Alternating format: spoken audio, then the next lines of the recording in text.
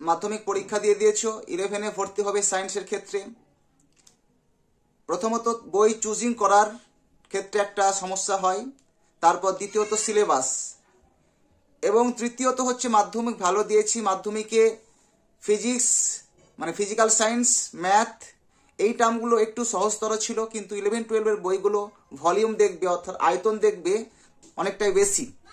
সেক্ষেত্রে মনে হয় যে সায়েন্স নিয়ে পড়লে বেটার হবে।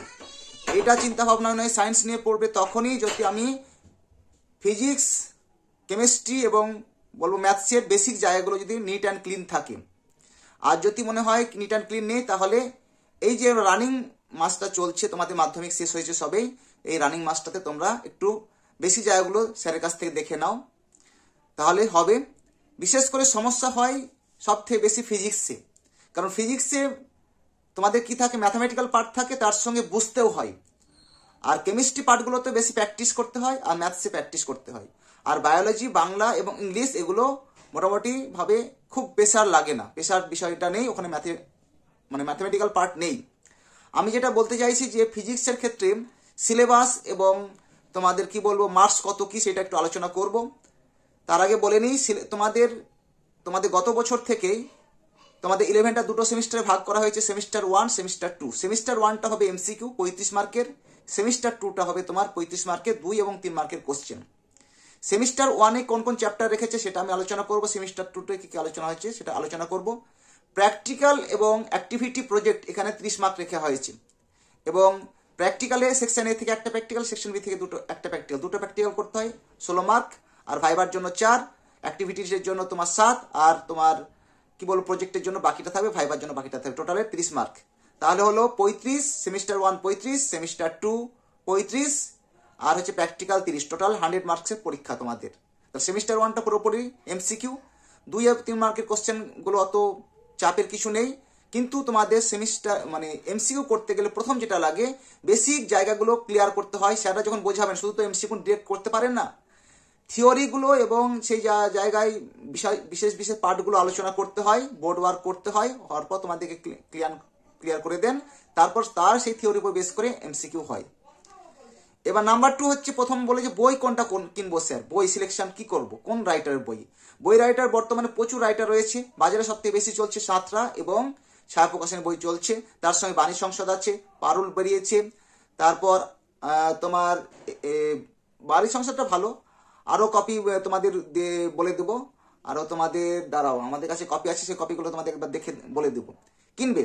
তো যাই বই কিনে না কেন সিলেবাস সেম থাকবে, তো সিলেবাস সেমের উপর বেস করে প্রত্যেকটা বই এখন কি করছে, কন্টেন্টে জয়েন্ট মেন এবং নিটের দিকে মাথায় রেখে বইটা তোমাদের তুলে ধরছেন। প্রত্যেকটা কোম্পানি চাইবেন তাদের বইটা সবথেকে বেশি বিক্রি হোক বাজারে, সেটা হিসাবে বিচার করে তোমাদের বইটা সিলেকশন সেভাবে বইটা প্রিন্ট করছেন, সেভাবে রাইটাররা লিখছেন সেভাবে বইগুলো। আচ্ছা, তোমাদের সিলেবাসটা একটু আলোচনা করে নিই।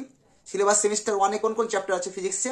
আর কোনো সমস্যা হলে অবশ্যই বলবে, আর চ্যানেলটা সাবস্ক্রাইব অনেকে করেছে, তার জন্য অগ্রিম ধন্যবাদ জ্ঞাপন করছি সবাইকে। সাবস্ক্রাইব করেছো এবং দেখো, মেসেজও করো, ভালো লাগে, ঠিক আছে।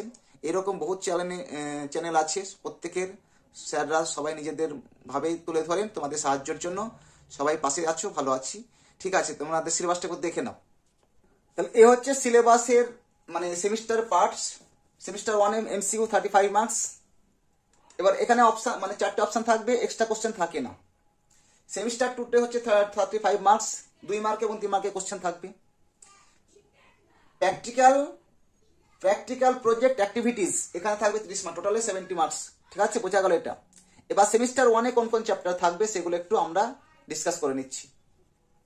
দেখো, সেমিস্টার 1-এ ফিজিক্সে এই চ্যাপ্টারগুলো তোমরা পেয়ে যাবে। পরিমাপ, ভৌত রাশি ও পরিমাপ চ্যাপ্টার আছে, ফিজিক্যাল ওয়ার্ল্ড চ্যাপ্টারের আছে। একমাত্রিক গতি, একমাত্রিক আছে, সরণ, বেগ, ত্বরণ দিয়ে আছে, কিছু ইকুয়েশন দিয়ে করব।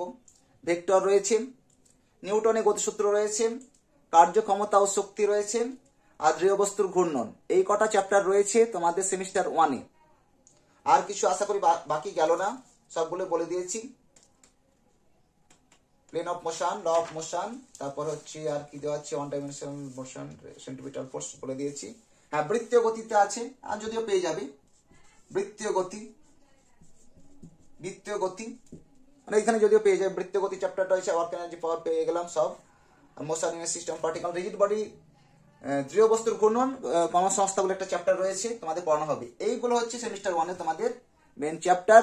এখানে সাব চ্যাপ্টারও আছে কিছু, সব কিছু কোনো কোনো বইয়ে এই চ্যাপ্টারগুলোকে একটু বেশি করেছে, কম করেছে। এই হচ্ছে তোমাদের এমসিকিউ। এবার এমসিকিউ এই চ্যাপ্টার থেকে কোনটা কোনটা হবে, প্রত্যেকটা চ্যাপ্টার থেকে বেস্ট 5 করে এমসিকিউ বলে দিলেই তোমরা কম পেয়ে যাবে। প্রত্যেক বছরই পাও, এবছরও পাবে। প্রত্যেকটা চ্যাপ্টারের বেস্ট 5 এমসিকিউ হয়, মানে একদম ভাইটাল জায়গা থেকে এমসিকিউ গুলো জায়গা হয়, যেগুলো পরীক্ষা আসবে আর কি, বলে দিচ্ছি তোমাদের। এবং সেমিস্টার 2টা বলে দিই একটু তোমাদের। সেমিস্টার 2 থেকে তোমাদের মেন পার্টগুলো বলে দিচ্ছি। প্রথম হচ্ছে গ্র্যাভিটেশন, 2 এবং 3 মার্কের কোশ্চেন বলছি, 2 এবং 3 মার্কের কোশ্চেন হবে এই চ্যাপ্টার থেকে, 35 মার্ক। গ্র্যাভিটেশন মহাকর্ষ রয়েছে, সান্দ্রতা, পৃষ্ঠটান, স্থিতিস্থাপকতা, থার্মোমিতি, তাপগতিবিদ্যার প্রথম দ্বিতীয় সূত্র আছে, ক্যালোরিমিতিও চ্যাপ্টার আছে একটা, গ্যাসের গতিতত্ত্ব, সাউন্ড, শব্দ, অবস্থা পরিবর্তনও আছে চ্যাপ্টার। এই শব্দে কি হচ্ছে সিম্পল হারমোনিক মোশন থাকবে, তরঙ্গ পরিপাত থাকবে, তরঙ্গ গতি, তারপর ডপলার এফেক্ট, এই পার্টগুলো পেয়ে যাবে এই চ্যাপ্টারে। শব্দটা অনেকটা বড় চ্যাপ্টার, এই হচ্ছে বিষয় চ্যাপ্টারে। এবং কোন চ্যাপ্টার থেকে কত মার্ক সেটাও তোমাদের একটা সময় বলে দেবো। তাহলে তোমাদের সেমিস্টার 1 সেমিস্টার 2 বলে দিলাম।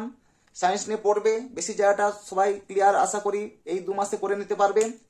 রেজাল্টের আগে তোমাদের পরপর আমি একটু ক্লাস প্রোভাইড করব, এমসিকিউ প্যাটার্ন শর্টকাট কিভাবে তোমরা করতে পারবে এবং বেসিক জায়গা থেকে সহজে আনসার কি করে করতে পারবে না সলভ করেই, সেগুলো আলোচনা করব। ভালো থাকবে, বেস্ট অফ লাক।